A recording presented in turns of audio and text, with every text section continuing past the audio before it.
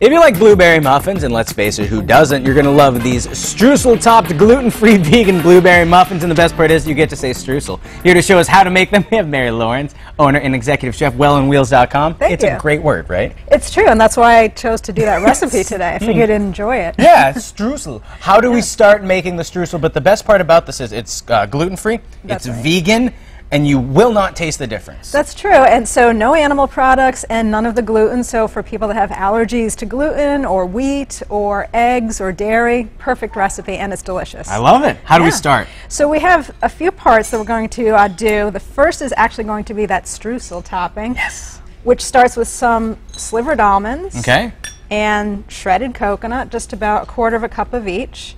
And then our sweetener, this is an unrefined cane syrup, so it's a natural sweetener. And it's a syrup, but it comes in granule form. It's a granule form, and it has like a molasses kind of flavor. So these muffins, they're going to have a sweetness, but also get this other kind of like savory quality from that. Interesting. Yeah, deep flavor.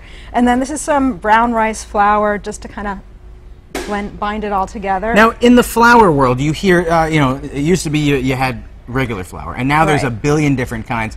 Do you necessarily need to use this kind of flour? Could you do a tapioca flour? You can use, I'm using other flours in the main muffin recipe of the batter part. So yeah, you can use other, you can use the garbanzo bean flour or almond flour. In baking, are they relatively interchangeable?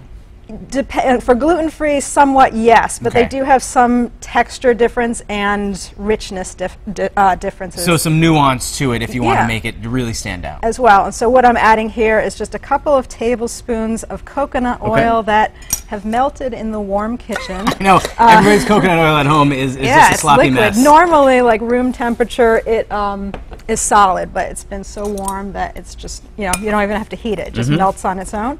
So that's just to kind of bind all these topping ingredients together. And we will just... And is that it? Are we done? That's it for the topping. Simple as that, yep. We'll set that aside. Then the next part that we have is our dry ingredients. So most baking recipes have dry ingredients in one bowl, wet ingredients in the other. You combine them and then you assemble. I never understood it, but a billion cooks on this show have just told me to suck it up and deal with it. That's how it goes. Yeah. So we've got the brown rice flour, as you mentioned. Then we've got another flour. This is our garbanzo bean flour. So it's high protein, low carbohydrate. And when people are using traditional flour, you're not getting any of that protein. Right, right. So this is, you know, good for that. And then you mentioned tapioca. So this is a tapioca flour. You can substitute cornstarch, but this is going to help with binding, because when you don't have gluten, you need something to help bind it. Oh, okay. Yeah, and then our sweetener again is the unrefined cane syrup. Is that your go-to sweetener for the most part? I use that, or I use the coconut sugar, or just any kind of organic sugar. There's a good amount of options out there, though. Yeah. And then these are our leavening ingredients, so baking powder, baking soda, and then since we don't have the gluten, we need to add something else, which is xanthan gum. Xanthan gum, yeah, and that will also act as a binder. Move that out of the way.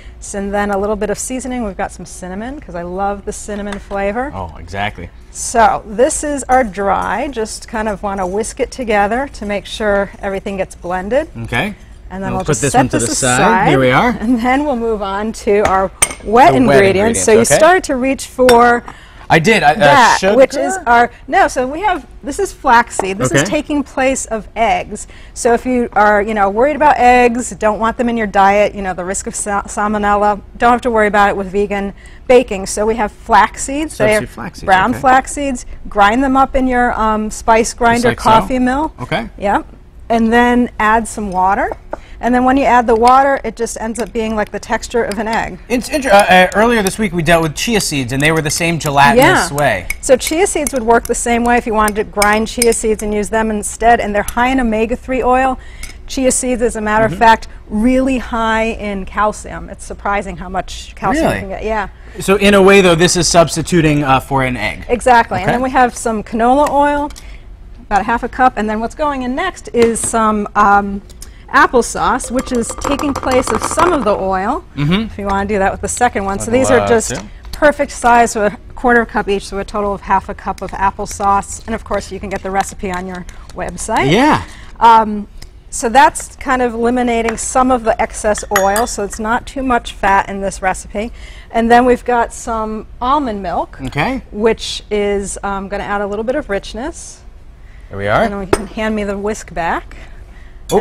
And then we'll bring... Looks like I'm going to have to sweep this afternoon. We'll just do a little whisking of the ingredients together just to kind of blend them.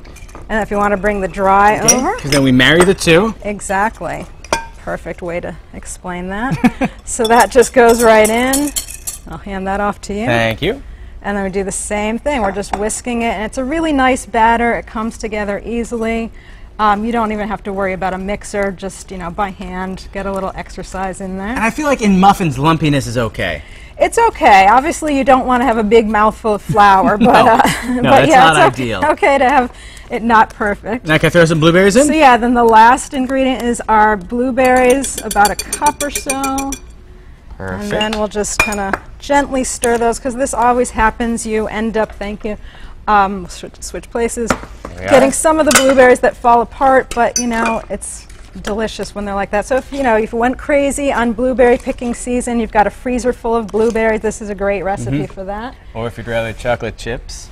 You could throw chocolate chips in, or you know, whatever berries are in season, because we're going to have some cranberries coming up soon, so you can use cranberries instead. Oh, you're right. So I just use an ice cream scoop, and then you want to do almost to the top, but you want to leave a little room, because then you've got that streusel that's going on. Oh, so if you want to grab the streusel and just do like about a tablespoon on top, and you just sprinkle it. It doesn't have to be perfect, because then we'll just tap it right on top. That's true. Yeah. And now we're going to put it in the oven at what temperature and for how long? 350 for about 25 to 30 minutes, enough to get them browned. As you can see, they're finished over there. You get a nice little toasty coating on the almonds, so it brings out that richness of the almond flavor. And we don't need to, I remember, you know, you used to have to take a toothpick and stick it in to make sure it was dry, but because we're not using egg or anything well, like we do have to check. We do want to make sure that they're going to be cooked all the way through, so it does work the same way, but, and that's really the main thing. But if it is undercooked, yeah, you don't have to worry about anything, any issues with health because of the eggs. Yeah, the health risk is mitigated. And then you could lick the bowl, too, after.